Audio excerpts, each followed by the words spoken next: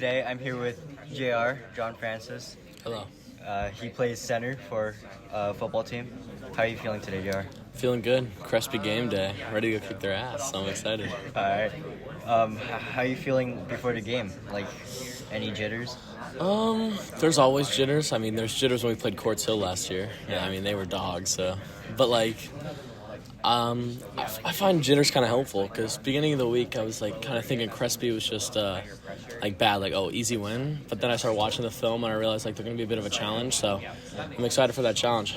How do you prepare for a game? What do you do? As soon as the bell rings and class is over, I just kind of, switch, I go from, smiling right now and stuff. I just immediately just stop, pull out my phone, put on my headphones, and walk to the field house. And once I'm there, I just kind of get dressed, like to stay quiet, maybe talk to some people, but just like to get in my zone and go out there and play. Lock in? Yes, sir. Do you listen to any music?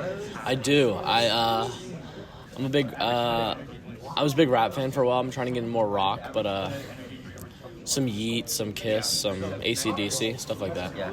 I see you wear 77 because of your chain. Is there a specific reason why you wear 77? One of the first linemen I ever really looked at in the NFL, his name's Taylor Lewan. He's a tackle for the Titans. He's number 77.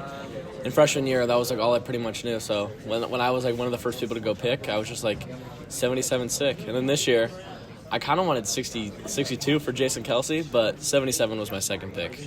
I mean, you were our captain, but I don't know what happened with Holly. Let me tell you something, guys. So I'm sitting there, front of Cali lines. He whispers in my ear. He goes, "Hey, we're gonna be rolling with two captains now." And I'm like, I've been a captain for a year and a half. No other person that was a captain last year was a captain except for me and Noah. And he just erases that and puts two people that deserve it, James and Caden. But it's just, I don't see the reason. Everyone else goes up there with 4, and now we go up there with 2. I don't get it. Yeah. We're off to a pretty rough start with the season. 1-4 right now. Mm-hmm. Why do you think we're not performing as well as we think we should be? I feel like the way practices are going, we condition every day, and the coaches right from the beginning of practice set the mood for the practice. So we'll be doing stretches and everything, and you'll hear one of the coaches just be like, "I'm not feeling the energy," and that'll just bring the whole practice down because everyone's like, "What energy? What are we doing wrong?" And we do all this, and then once we go into game day, it's just you feel as if the coaches are already telling you, "We're not going to win. Let's get ready for next week," which Holly did do at halftime one time, which was pretty crazy to me, but I'm not going to speak on that. Sammy Park, who we already interviewed, he said that he's a better defensive lineman than you. He's faster than you. He's better at run blocking than you. He said a lot of stuff about Okay. you. He said he's more drippier than you. Okay, so ever since I stole Sammy's long sleeve shirt, I am the drippiest one now. I got the chain. He doesn't have a chain. When people think number 77, they don't think number 76 or whatever he is. See, he's one behind me, see? And so I may agree with him on the defensive line play, but, I've been training for so long. He plays Madden, and I play the real football, so. What kind of training do you do, JR? I work with a lineman coach. I've been doing martial arts for about 9 years, and I've been lifting weights a lot this summer. Coming from an injury, sprained my right ankle pretty bad. I was out 8 weeks, which sucked beginning of the summer. How did you sprain your ankle? I was actually playing basketball with some friends, and the ball kind of drifted off to the side of the court. And when I jumped to go get it, my foot was half my foot was on the ground or on the grass, and half my foot was on the concrete. So then I just went like that, and it just snapped. And I was like, "That's not good." So then I try to get up, and I'm just I can't do it. So then my dad just drives to the park. I hobble to Brennan O'Brien's house, if you know who that is, and then he gives me crutches, but none of the hospitals or the urgent cares are open. They're all too long of a line, so I'm like, let's just go home. So I go home, crawl upstairs, and then get in my bed, elevate the foot, and then we went back tomorrow and they told me high ankle sprain. The first time they actually said I broke my foot. Then we went to another doctor and he was like, yeah, it's just a high ankle sprain. So best case scenario, they said 6 weeks, but I was out 8 because we had that 2-week break where we didn't have any football or whatever. So but kind of taught me how to deal with some more adversity. Yeah. So you think it made you tougher throughout the time? I definitely think it did. And then second week of Highland as well, Yeah. when the coaches were preparing us for a 4-3 the whole week and they came out in the 3-4. First play, I was trying to remember what the new blocking scheme was since we just switched, and he pushed me back, and I fell to my knees once the play was over, and the whole pile came down on me, and my head was touching the floor, and so was my ankle, like that, and then I felt like I snapped it again. So then I just hobble off with Tim, and he tells me, he's like, can you play? And I'm like, I think I can. And he's like, then why are you making that face? So he tapes it up. I try my best to act like I'm okay. I just head back in the game. I played through the injury. It wasn't my best game, but I got through it because my ankle was just killing me on the run blocks. I just couldn't get a good step off of it. But just that also taught me how to be more that's when I hear some of these guys food poisoning and stuff like that. I'd be out here any day I could. So. How much time do you say you put into the weight room? Into the weight room? Yeah. Off season, I'm in there every day for 2 hours, and then I'm doing some sort of either football training or jiu-jitsu. Then during the in season, I spend about Tuesday. I go at nighttime, and then I do 2 days of jiu-jitsu. So that's plus the weight room we spend here. So in season, probably 4 to 5 hours every week, but off season 14. Who would you say you look up to? I'd say definitely.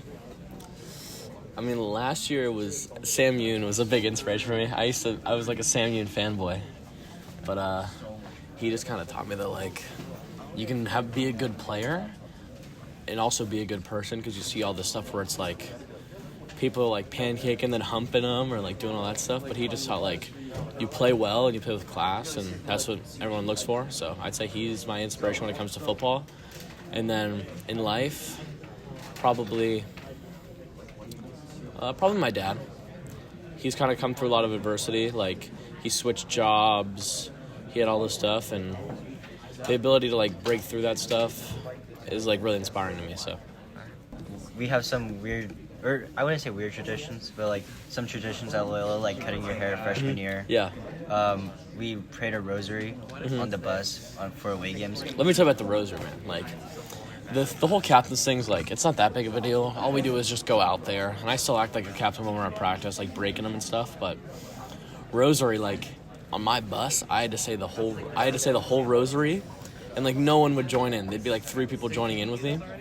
But now that I'm not captain, I don't say the rosary. So now it's just kind of no one's really participating that much anymore in it. The team spirit's a big deal for you, obviously. Yes, sir. How would you say you really get the people going?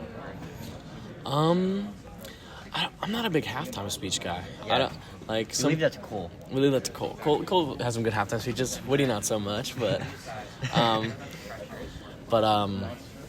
I just say I like my play to affect how I play. So if I'm going, that made no sense. But kid, this is varsity grit. Please get out of there. So why are you on your JV grit? Oh.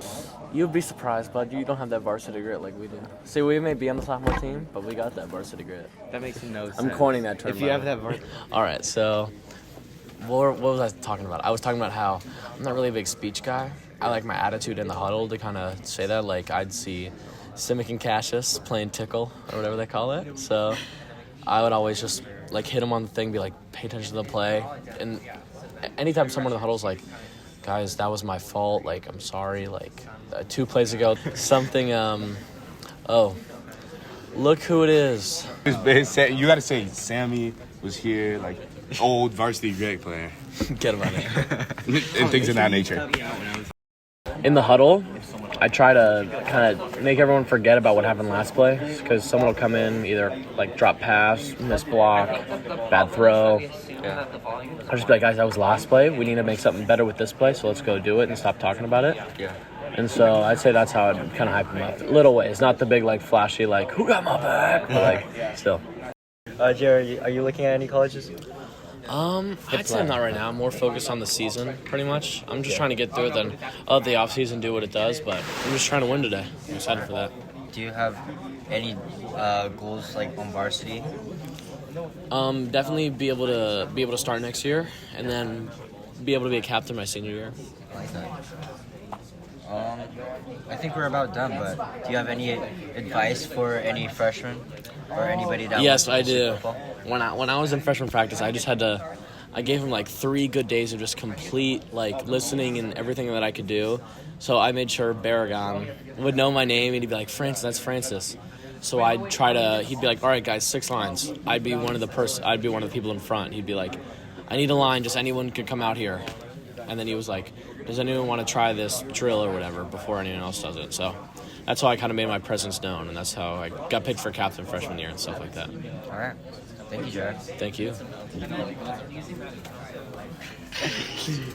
Buddy, what was that? That was the best interview Secret's ever seen.